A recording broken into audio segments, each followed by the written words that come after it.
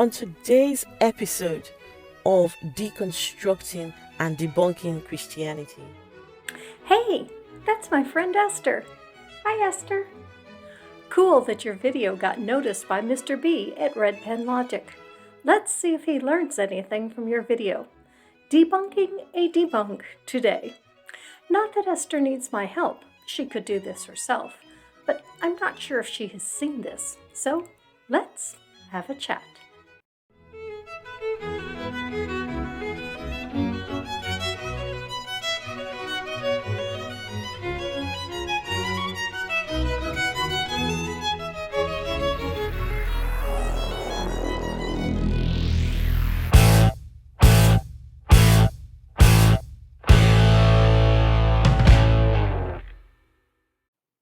Hello and welcome. Thank you so much for joining me, and especially to my patrons and channel members. Only 77 more subscribers to go to get to 5,000. Almost there. Thank you so much, friends. Today, let's see why Mr. B feels that his view of the Bible can get him around Esther's discussion. Today's Sunday. They have gone again to go and worship Jesus.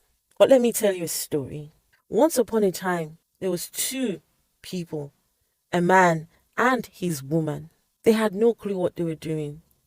They had no knowledge of what was good or what was bad. But the one who created them, who knew the difference between good and bad, decided to give them instructions, knowing that they had no knowledge what they were doing. And so, these two, they carried on. But because they had no knowledge of good and evil, decided to do evil. The one who created them comes along and punishes them. Punishes these two who had no clue what they were doing to begin with. Okay, let's just stop the video there because this content creator raises an interesting question. How can Adam and Eve be faulted for doing evil if they had no knowledge of good and evil? After all, they hadn't yet eaten from the tree of the knowledge of good and evil. It's a fair question, and there's some ambiguity about what is meant by the tree of the knowledge of good and evil. So what does it mean? Here are 3 thoughts, and let me know what you think in the comments. First, it can't mean Adam and Eve weren't aware of the difference between good and evil. Well, why not? Notice Eve is already discerning or evaluating good from bad in Genesis 3:6. It says, "So the woman saw the tree was good for food, and that it was a delight to the eyes." Evidently, Mr. B has some problems with language, specifically that words have more than one meaning. One would think that in making a video talking about the ability to make a moral decision, a good decision, one would first need to know the meaning of the word good here. When we talk about the tree of knowledge of good and evil, the fact that the word good is contrasted with evil gives you the context to know that the word intended here means moral good. But in the context of seeing that the fruit is good, that it is a delight to the eye, the context makes it clear that it is not for a moral good. The fruit looked tasty, not morally upright. So when it says that Eve saw that the fruit was good, it even specifies that it was good for food. It was edible, not that it was moral. That it was pleasing to the eye indicates that she liked the way it looked. She had a preference for it over something that wasn't pleasing to her eye. This in no way indicates that she is able to make a moral decision. She is, however, able to make a decision of preference. Mr. B, please tell me how you can claim to know what is moral when you demonstrate that you don't even know the difference between making a moral choice and a choice of what is edible for food. If you don't know the difference, I hope no one ever tells you that they have a good dog. So she has at least some awareness that the tree is good and not bad. Furthermore, in chapter 2, God gives the command, "You shall not eat." This is a command not to do something, a prohibition. But a prohibition assumes that they had some moral awareness. First, that prohibition was made before Eve even existed. Did Eve even hear the prohibition? It's pretty hard to hear a prohibition when you don't exist. Next, you assume that the people have some understanding of good and evil because God told them not to do something. You are assuming that your God is rational. I beg to differ. Your Bible also claims that God made the plants before the sun, something plants need to survive. Worse is the point of the entire story. God supposedly knows everything, including that if he makes this Adam and Eve, they will eat the fruit. Yet he makes them, makes the tree, makes the fruit, makes the snake to tempt them into eating the fruit. After all, they probably wouldn't have even eaten it otherwise. Then, when they eat the fruit, which he knew they would do even before he made them, he gets all mad that they did the thing he knew that they would do if he did all this. And yet he did it anyway. Does that sound like a rational person? God clearly is not a rational being. Thus, it is not logical to assume that Adam and Eve had some understanding of good and evil before eating the fruit, from the fact that God said not to. The snake said that if they eat it, they will then know good and evil. It's possible that the snake lied, but when we read the story, the snake is the only one that told the truth, that when they ate the fruit, they would not surely die, and they didn't. That their eyes would be opened, and when they ate the fruit, that's exactly what happened. What's more, if eating the fruit doesn't give them the ability to know good from evil, but rather just another level of understanding of what is good and evil, how is that a bad thing? How did obtaining wisdom become immoral? Solomon is rewarded for seeking wisdom. Proverbs tells you to seek wisdom above all else. If seeking wisdom is a good thing, and Eve saw that the fruit was desirable for gaining wisdom, why was it off limits in the first place? Either the absolute morality of God has exceptions, or your God just isn't a rational being. I see no other possibilities. For example, it's good to obey the command and bad to disobey the command. The tree of the knowledge of good and evil must be more than intellectual information or knowledge about good and evil. Instead, the act of eating from the tree disobeys God's command and brings an experiential knowledge of good and evil that they didn't have before. Okay, but was God actually wanting to prevent them from having the experience of an evil act? Clearly, the answer is no, as he set the whole thing up with the design that they eat the fruit. If he didn't want them to eat the fruit, he needn't have gone to such lengths to make sure that they did eat it, putting it in the middle of the garden, making it look desirable, drawing attention to it, and then putting the snake there to further draw more attention to it. Everything in the story points to God wanting them to eat the fruit. But then God says, don't eat it. Did he say, don't eat it, because he actually didn't want them to eat it? That makes no sense. If he really didn't want them to eat it, the logical thing to do is not make it. Since he wants them to eat it, he clearly wants them to experience disobedience, which really complicates the story. He wants them to eat it, but tells them not to. If they read the situation right, he wants them to eat it, they do, then he gets mad that they did what he planned for them to do. They fulfilled the spirit of his will, although not the letter of the law. Yet the Bible repeatedly tells us that it isn't the letter of the law that is to be obeyed, it's the spirit. Your God is so self-contradictory, it's impossible to follow. So when this creator says they had no idea what they were doing, she's wrong. They knew they were disobeying God's command, and they did it anyway. Not really. You also seem to be missing the fact that they were born yesterday. They have no experiential understanding of anything. They have no wisdom because they had no opportunity to acquire wisdom. They have the minds of newborns in adult bodies, a very dangerous thing. To assume that they know what they were doing is to assume they had a level of experience that they did not have. How can a person disobey if they have no understanding of what it means to disobey? And even if they did, they are doing what God clearly intended them to do, which would make their apparent disobedience actual obedience. Second, the phrase knowing good and evil appears a number of times in the Hebrew Bible. In each case, knowing or discerning good and evil seems to be linked with moral maturity or wisdom. Exactly.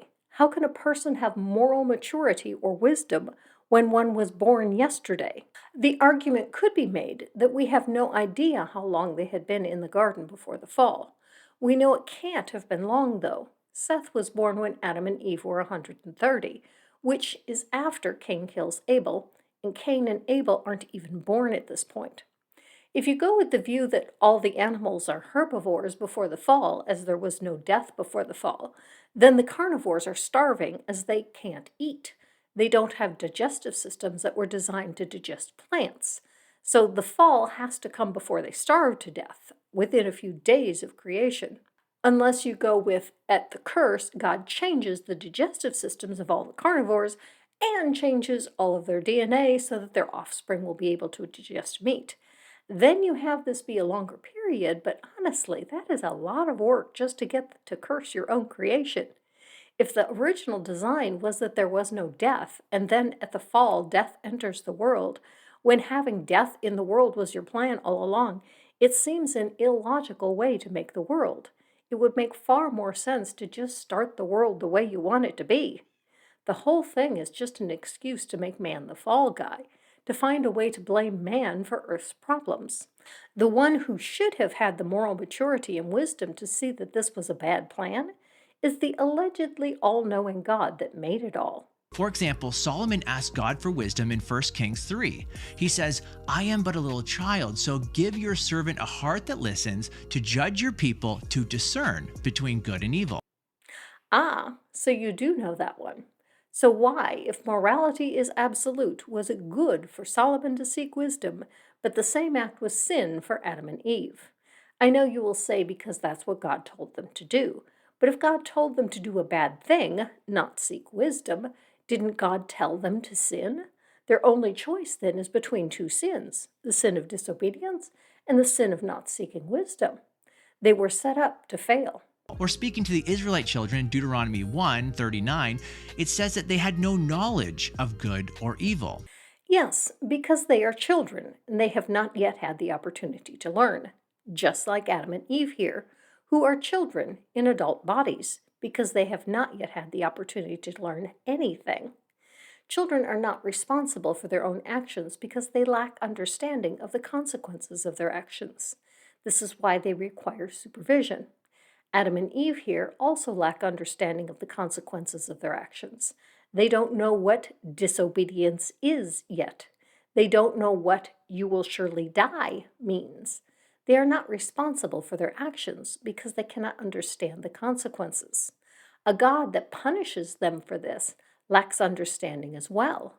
He makes unreasonable demands and then doles out harsh punishment for doing what he knew they would do and what he should have known that they would not understand.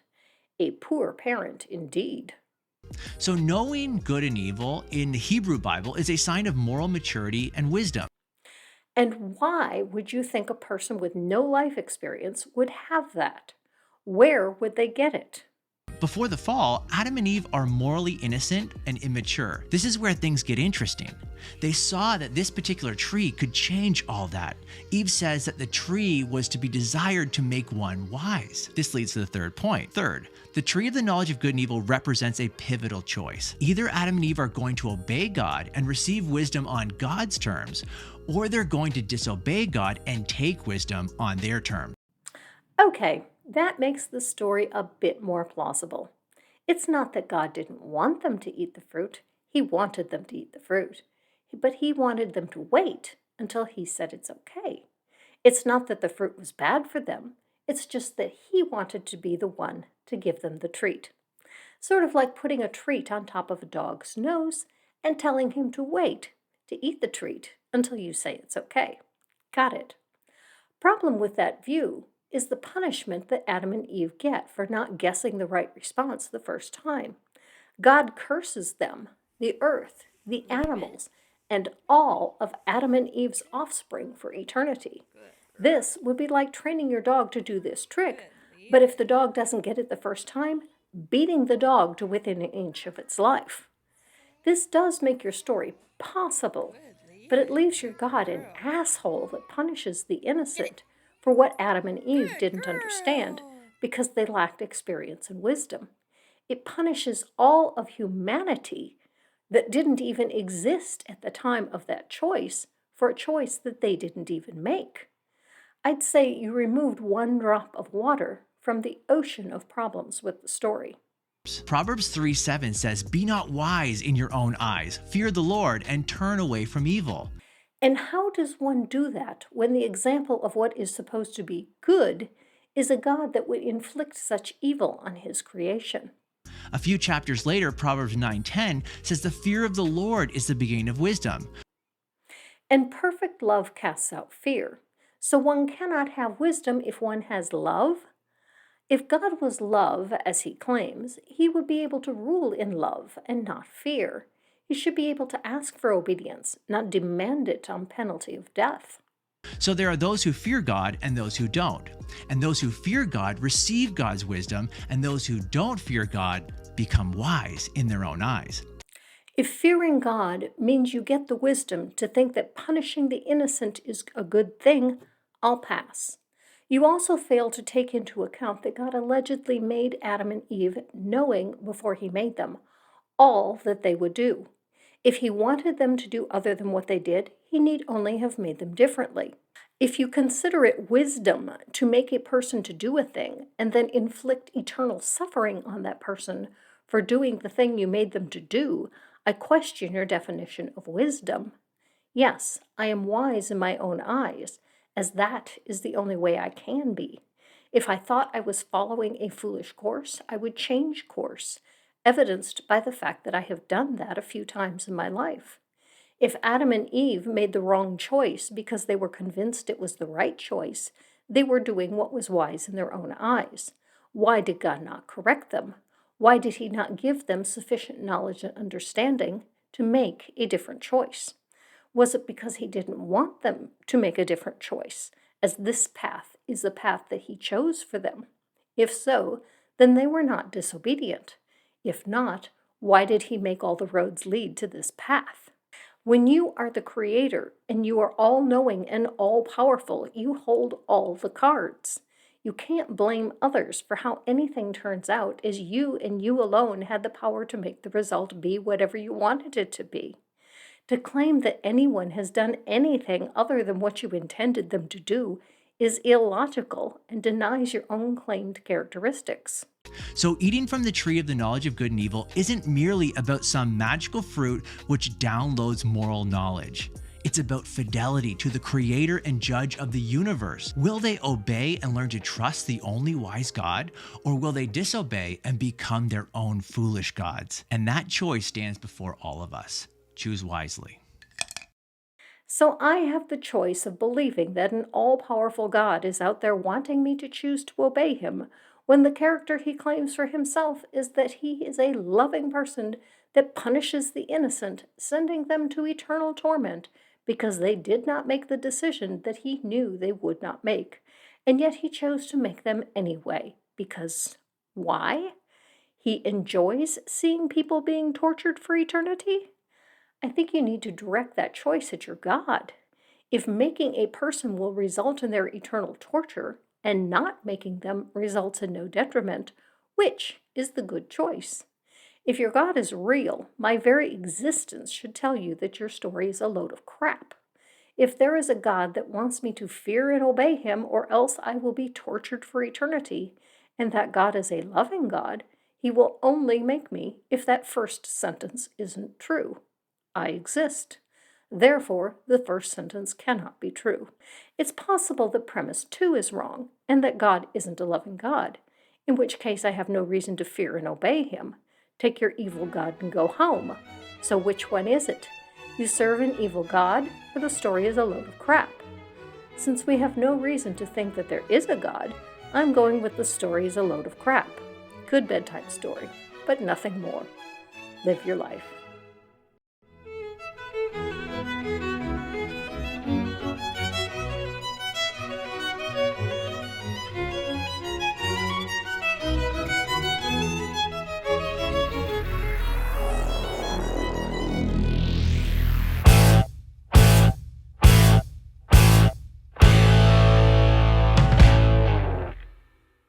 This week, a fresh, hot Granny chocolate chip cookie goes to Ingrid Carlton. Have a cookie. That was Mage Greywolf of the channel Gardens Happen. He's a good dog. Mr. B, please don't eat him.